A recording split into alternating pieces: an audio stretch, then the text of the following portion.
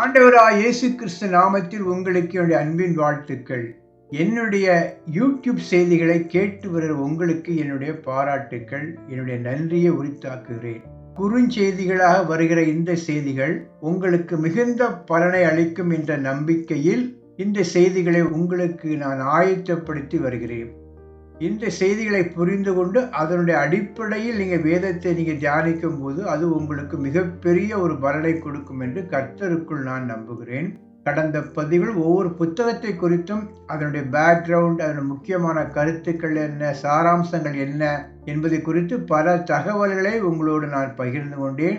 நான் பகிர்ந்து கொண்ட தகவல்கள் அனைத்தும் மிக சிறந்த வேத பண்டிதர்கள் எழுதிய புத்தகத்திலிருந்து எடுத்து உங்களுக்கு நான் பகிர்ந்து கொடுக்கிறேன். எனவே இந்த செய்திகள் உங்களுக்கு பிடித்திருக்கும் என்றால் உங்களுடைய நண்பர்களோடு இதை பகிர்ந்து கொள்ளுங்கள்.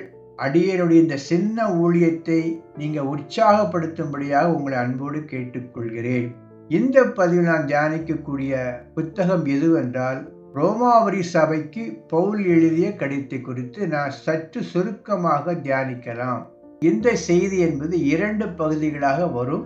எனவே இந்த இரண்டையும் நீங்கள் பொறுமையாக கேட்கும்போது இந்த புத்தகத்தினுடைய சில பேசிக் இன்ஃபர்மேஷன் உங்களுக்கு கிடைக்கும். பொதுவாக பார்க்கும்போது வேதம் என்பது 2000 ஆண்டுகால இடைவெளி எழுதப்பட்டதாக வேத பண்டிதர்கள் கருதுகிறார்கள். மொத்தமுள்ள 66 புத்தகங்களில் 39 புத்தகங்கள் பழைய ஏற்பாட்டு புத்தகங்கள், 27 புத்தகங்கள் புதிய ஏற்பாட்டு புத்தகங்களாக நமக்கு இருக்கிறது. இந்த 27 புத்தகங்களை பொறுத்தளவில் இவைகள் புதிய ஏற்பாட்டில் முதல் நூற்றாண்டிலே எழுதப்பட்டு விட்டது. ஏறக்குறைய 39 புத்தகங்கள் 1500 ஆண்டுகால இடைவெளி எழுதப்பட்டதாக சொல்லப்பட்டாலும் இந்த 27 புத்தகங்கள் சுமார் 55 ஆண்டுகால இடைவெளிக்குள் எழுதப்பட்டது. புதிய ஏற்பாட்டு புத்தகங்கள் அனைத்தும் கிபி 45 முதல் 100க்குள்ளாக எழுதப்பட்டதாக நாம் பார்க்கலாம். இந்த 55 ஆண்டு காலங்கள் என்பது கிறிஸ்தவ வரலாற்றில் மிக சிறந்த ஒரு காலமாக கருதப்படுகின்றது. ஏன்னா இந்த 27 புத்தகங்கள் தான் புதிய ஏற்பாட்டினுடைய பேஸ். அந்த புத்தகங்கள் வெறும் 55 ஆண்டுகளுக்குள்ளாக எழுதப்பட்டு அவைகள் தெரிந்து கொள்ளப்பட்டு வேத புத்தகங்களாக கருதப்படுகிறது.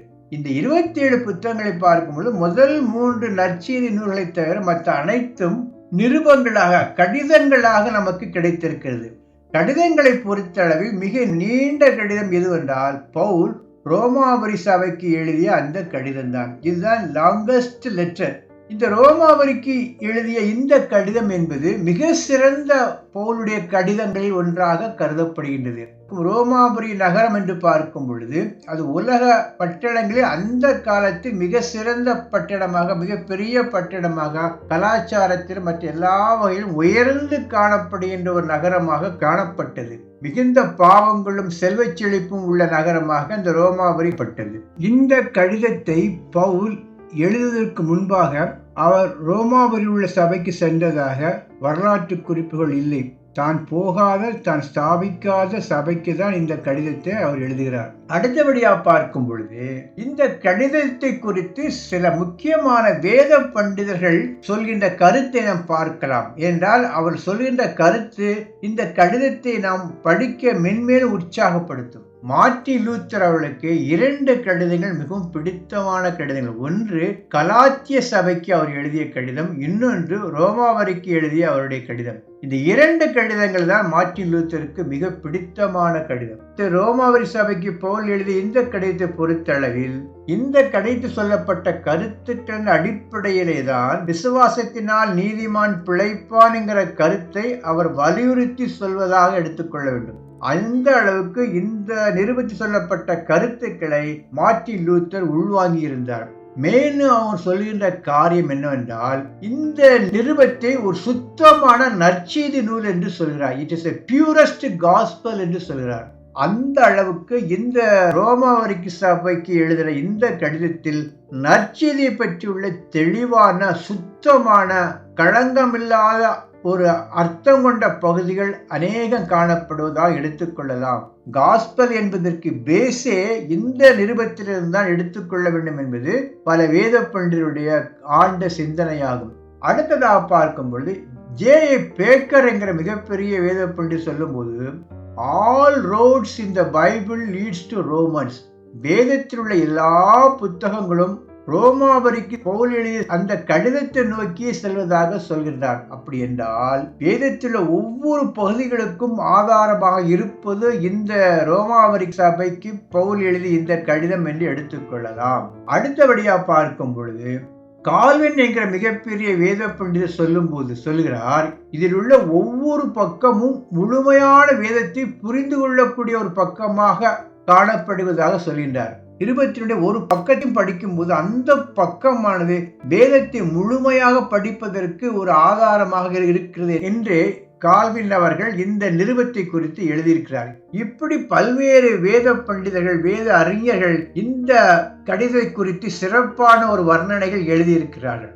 சுருக்கமாக சொல்ல வேண்டும் என்றால் இதுதான் பவுலுடைய மாஸ்டர் பீஸ் என்று சொல்லலாம். அவர் எழுதிய கடிதங்களிலே மிக சிறந்த கடிதம் எதுவென்றால் ரோமாபுரி சபைக்கு பவுல் எழுதிய கடிதம் தான். அந்த அளவுக்கு இந்த கடிதத்தில் ஆழ்ந்த இறையியல் கோட்பாடுகள், கருத்துக்கள், சிந்தனைகள், சுவிசேஷத்தை பற்றியுள்ள சிறந்த கருத்துக்கள் என்று பல வகைகளில் இந்த புத்தகத்தில் சிறந்த கருத்துக்கள் காணப்படுகின்றது.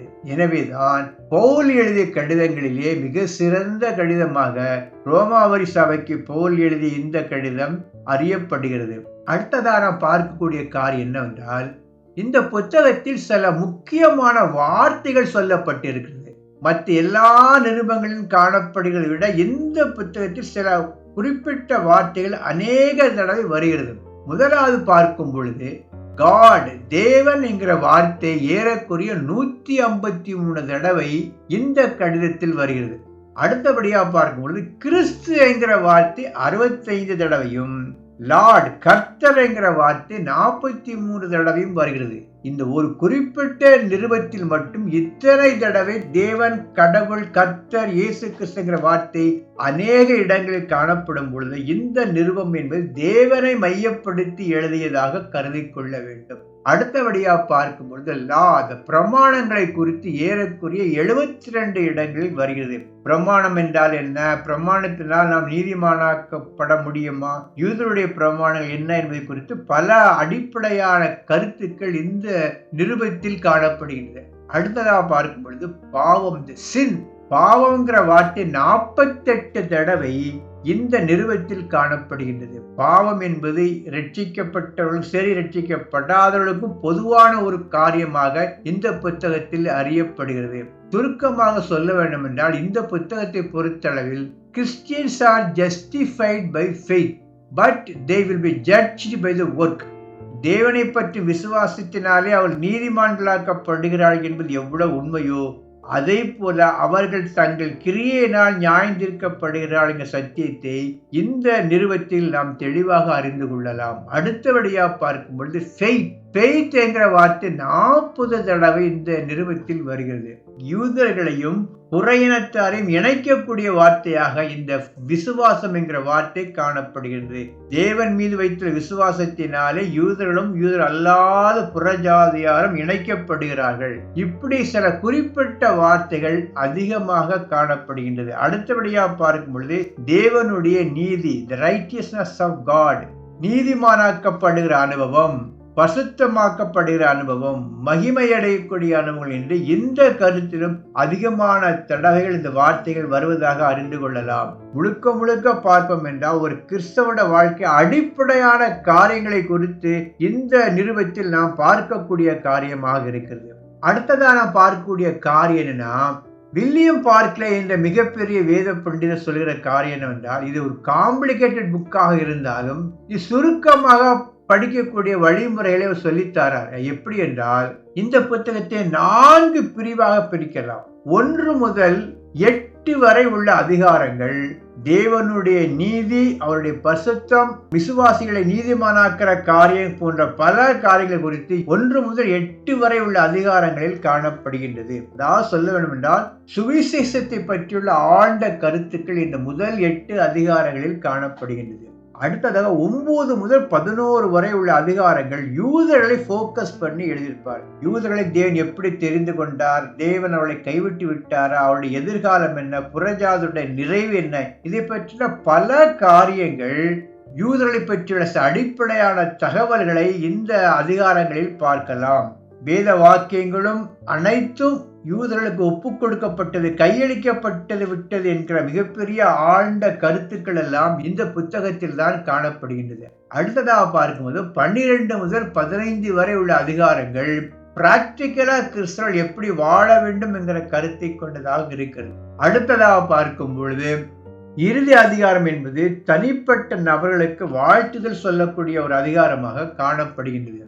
இப்படியா கூட இந்த ரோமாபுரி சபைக்கு பவுல் எழுதிய கடிதங்கள் என்பது மிக சிறந்த ஒரு கடிதம். இந்த அடிப்படையில் நாம் 1 முதல் 8 வரைக்கும் உள்ள சாப்டர் ஒரு தனியாகவும், 9 முதல் 11 வரைக்கும் உள்ள அதிகாரம் இஸ்ரவேலை பற்றி தேவனுடைய கருத்து என்ன, பவுலுடைய என்ன எண்ணுகிறார் என்பதை குறித்துள்ள அந்த இது தனியாகவும், மற்ற அந்த 12 முதல் 15 வரை உள்ள அதிகாரங்கள் தனிப்பட்ட வாழ்க்கை குறித்து நாம் என்ன செய்ய வேண்டும், பரிசுத்தமாகுதுனா என்ன, எப்படி ஜீவ பலியாக எப்படி ஒப்புக் கொடுக்க வேண்டும் என்பதை குறித்துள்ள பல காரியங்கள் இந்த அதிகாரத்திலும் காணப்படுகின்றது. எனவே இந்த வகையில் நாம் பிரித்து பார்க்கும் பொழுது இந்த புத்தகத்தை பற்றியுள்ள தெளிவான ஒரு ஐடியா நமக்கு கிடைக்கும். இது ஒரு கடிதம் என்று சொல்லப்பட்டாலும் ஆக்சுவலா இது ஒரு லெக்சர், ஒரு சொற்பொழிவாகத்தான் இதை நாம் கருத வேண்டும். அந்த அளவுக்கு நீடிய ஒரு சொற்பொழிவுகள் உள்ள ஒரு கடிதமாக காணப்படுகின்றது. பொதுவாக பவுல் ஒரு கடிதத்தை ஒரு சபைக்கு எழுதும் போது அந்த சபையில் உள்ள லோக்கல் இஷ்யூ கருத்தில் கொண்டுதான் எழுதுவார், அல்லது அந்த சபையில் ஏதாவது உபதேச கோளாறுகள் இருந்தால் அதை சீர்திருத்தும்படியாக எழுதுவார்.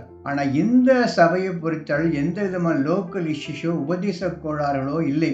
பொதுவான ஒரு ஜெனரல் ட்ரூத்தை இந்த சபைக்கு எழுதியிருக்கிறார் என்றுதான் நாம் கருதி கொள்ள வேண்டும். ஏற்கனவே சொன்னபடி இந்த கடிதம் என்பது பவுலுடைய மாஸ்டர் பீஸ். இதுல பல முக்கியமான வார்த்தைகள், அர்த்தம் புரிந்த வார்த்தைகள், இறையியல் கருத்துக்கள் பொதிந்த வார்த்தைகள் காணப்படுகின்றது. பல இருந்தாலும் ஒரு சில வார்த்தைகளை நான் பகிர்ந்து கொள்ள ஆசைப்படுகிறேன். குறிப்பாக பார்க்கும் பொழுது ரோமர் 1:16, கிறிஸ்துவின் சுவிசேஷத்தை குறித்து நான் வெட்கப்படேன். அந்த சுவிசேஷத்தை யார் விசுவாசிக்கிறாரோ அது அவர்களுக்கு தேவ பலனாய் இருக்கிறது என்கிற மிகப்பெரிய ஒரு ஸ்டேட்மெண்ட். சுவிசேஷத்தை நம்பர்களுக்கு தேவ பலன் கிடைக்கிறது, அதை குறித்து நாம் வெட்கப்படக்கூடாது என்கிற மிகப்பெரிய ஒரு டிவைன் ஸ்டேட்மெண்ட் இந்த இடத்துல பார்க்கிறோம். அடுத்து 3:23-24 பார்க்கும் பொழுது எல்லாரும் பாவம் செய்து தேவ மகிமை அற்றவர்களாகி விட்டார்கள். அதனால எல்லாரும் பாவிகள், all are sinners in by birth என்கிற மிகப்பெரிய ஆழ்ந்த இறையியல் தத்துவத்தை இங்கே பார்க்கலாம்.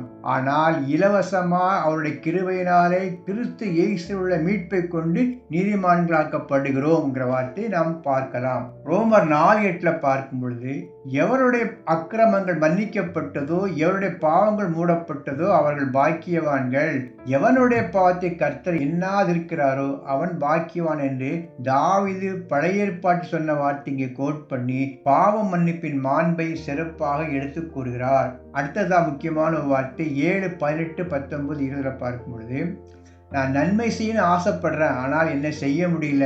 நான் விரும்புகிற காரியத்தை செய்யணும்னு ஆசைப்படுறேன், ஆனால் நான் விரும்பாத காரியத்தை செய்கிறேன். அப்படி செய்யும் போது நான் அல்ல, என்னில் இருக்கிற பாவமே அப்படி செய்கிறது என்று சொல்லி பாவத்தினுடைய அழுத்தத்தை, வல்லமை குறித்து தெளிவாக சொல்லப்பட்ட இந்த வார்த்தைகள் மிகுந்த விவாதத்துக்கு உட்பட்ட மிகுந்த ஒரு இறையியல் கோட்பாடுகள் நிறைந்த ஒரு வார்த்தை. அடுத்து 8:28 எல்லாரும் தெரிந்த ஒரு வார்த்தை தான்.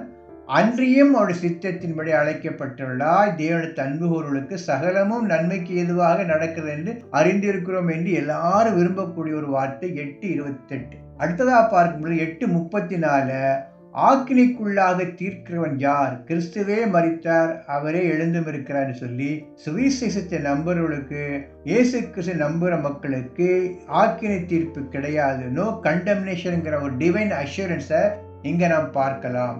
அடுத்து 10:12-13 பார்க்கும் பொழுது யூதனென்றுமில்லை கிரேக்கென்றுமில்லை, யாரெல்லாம் அவருடைய நாமத்தை தொழுது கொள்கிறார்களோ அவர்கள் ரட்சிக்கப்படுவார்கள் என்கிற ஒரு மிகப்பெரிய சுவிசேஷத்தினுடைய எல்லையை இங்கே நாம் பார்க்கலாம். இப்படி சொல்லிக்கொண்டே போகலாம். இந்த நிருபத்தில் பல ஆழமான அர்த்தம் புரிந்த இறையியல் கோட்பாடுகள் நிறைந்த பல சென்டென்ஸை நாம் பார்க்கலாம். நன்கு படிக்கும் போது அது நமக்கு விளங்கும்.